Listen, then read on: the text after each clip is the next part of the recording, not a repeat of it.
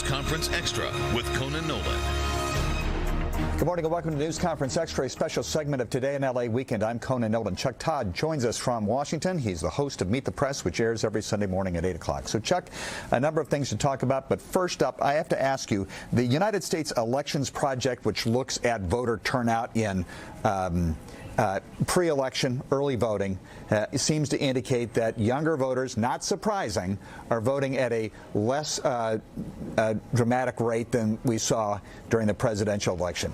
Again, we kind of expected that, but nevertheless, that is bad news for Democrats, particularly in states like Nevada.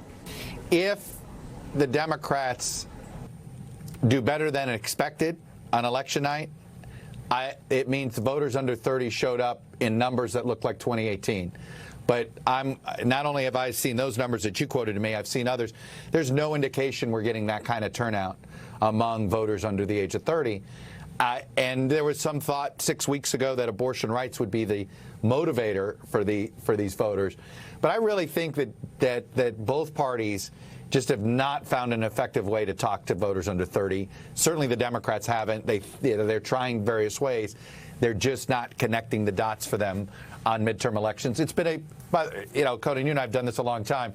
It's been a perpetual problem for the Democrats over cycle after cycle, particularly in midterms. They can't get a younger voter out. Now, 15 years ago, the older voters were split evenly, and it didn't have the same impact. These days, because the generational divide is also a political divide, it has a bigger impact on the Democrats.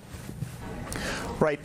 We also talked about candidate quality, that the Republicans, through Donald Trump, had nominated a number of people that had no experience in running for public office and were untested. Herschel Walker, the former running back for the University of Georgia, an example of that in the state of Georgia.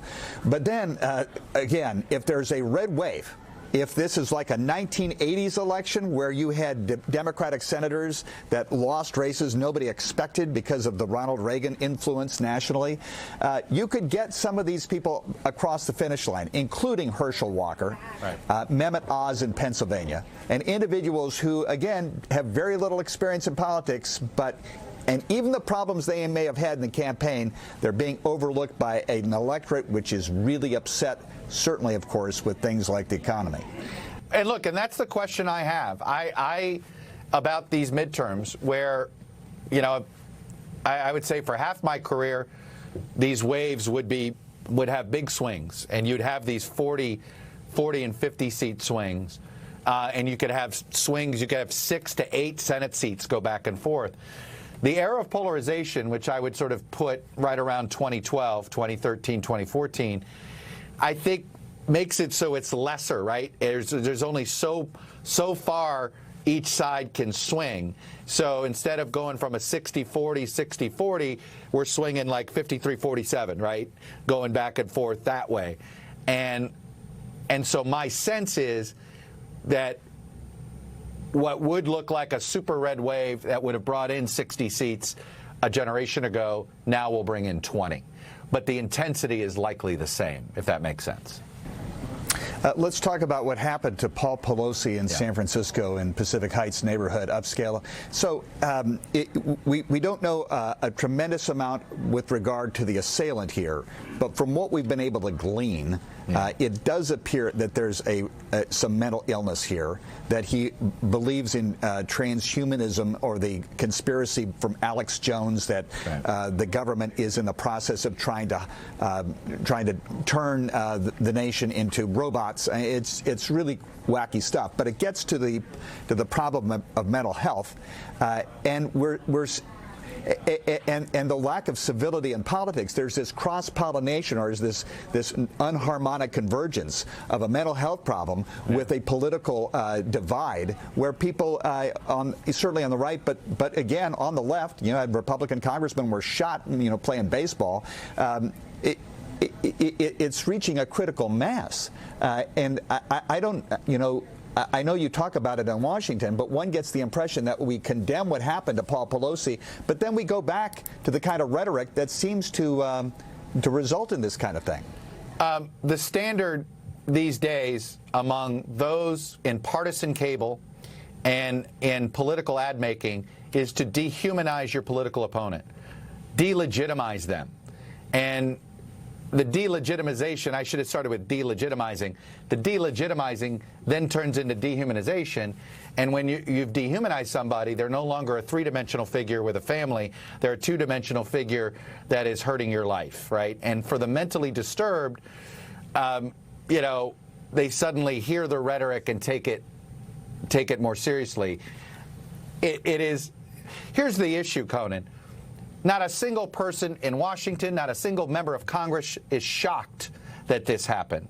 They may be surprised at the event itself, but did you not see this coming?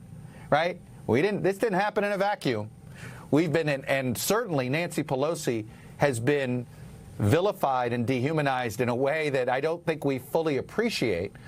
You know, I have a little more appreciation than most because I'm, you know, in my own way, I get vilified and dehumanized by far left and far right frequently myself.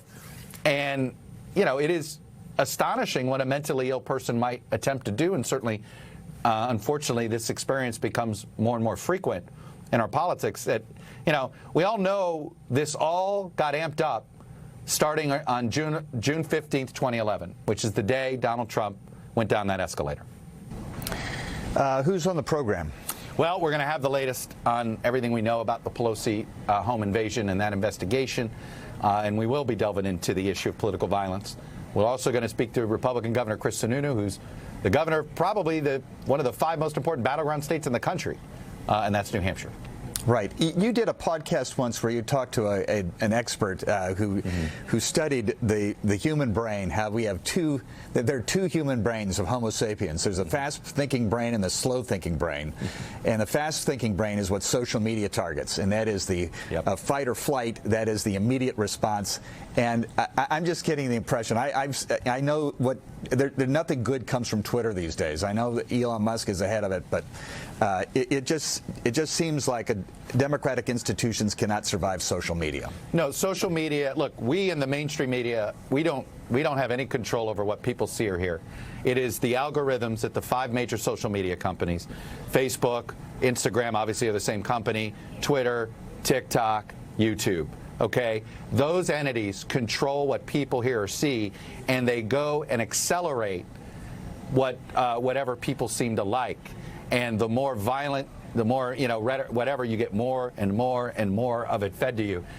I do think, and you know, they are the problem. These algorithms are the problem. It works as intended, and we're sitting here powerless because we are powerless. It's those 5 social media companies that are undermining our society. Could not have said it better myself. Chuck Todd, thanks very much for joining us. 8 o'clock Sunday morning. NBC4's news conference program at 9 o'clock is preempted this week by NBC Sports. I'm Conan Nolan. Have a great Sunday.